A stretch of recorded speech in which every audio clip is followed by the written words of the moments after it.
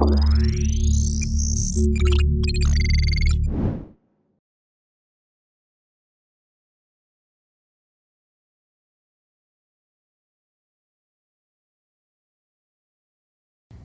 everyone, and this is Mary from the Law Offices of Mary Kennedy, and this is a small update about the recent immigration that's happening.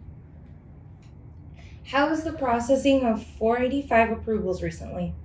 The 485 approvals are good, happening good, and even we saw a recent RFE that has been addressed, and within a week it got approved, and even the other RFEs. When it's related to the medical or anything after the submission, we are just getting the approvals. Even the regular processing without an RFEs are much faster without an interviews. The same trend that's happening as well. August Visa Bulletin was a disappointment for the EB2 category. Do you see or predict any regressive movements for the September Bulletin? Not really. Yes, that was a disappointment when it came to the August bulletin. There was not much of a moment that happened, nothing, no moments at all. But however, even in the September bulletin, we are predicting, it's just a prediction again to instate on that. It's going to be not much of a moment, and it's going to be closer to probably September 2011. That will be the moment of the EB3, EB2 category.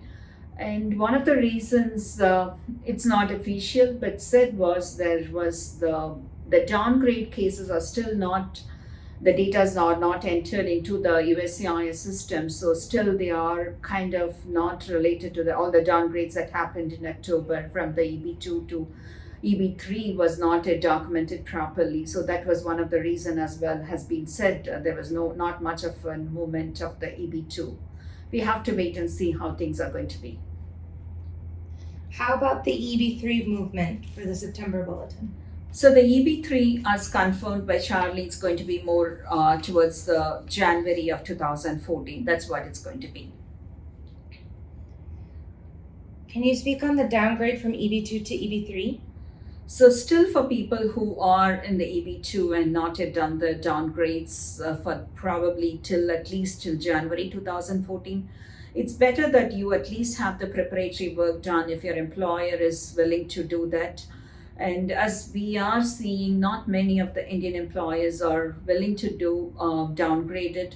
But definitely, if you have an option, I would definitely recommend you doing it. The reason is it's going to be filed as a new filing, so you can retain the EB2 as well as have the EB3 downgraded as well, so that you can utilize this aggressive movement of the EB3.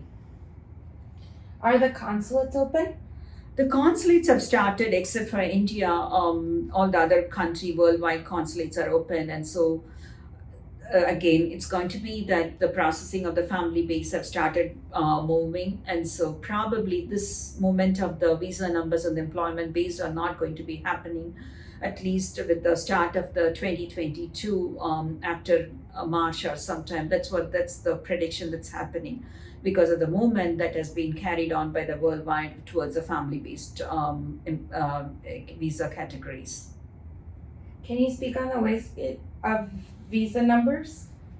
The wastage of visa numbers, that's the biggest talk that's happening because USCIS have to utilize this visa numbers that's available before September 30th. So how far with the workforce and all those happening, how far they will be able to utilize it and what is the other options, as some of the senior attorneys had been talking about it. If this is a one time that happened with the pandemic and not even the 30 years, 40 years of experience attorneys has been talking about it, this is not going to happen, particularly for the India and the China based nationals. So how do we not to waste these visa numbers?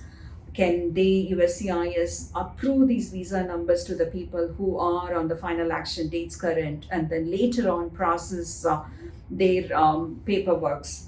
That's not going to be an easy solution, and this is a suggestion. Please do not spread that it's going to happen.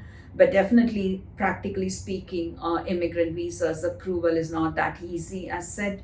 So definitely there is a very, very limited chances that USCIS is going to take that route. The wastage is, if not used, it's going to happen and it's going to be wasted.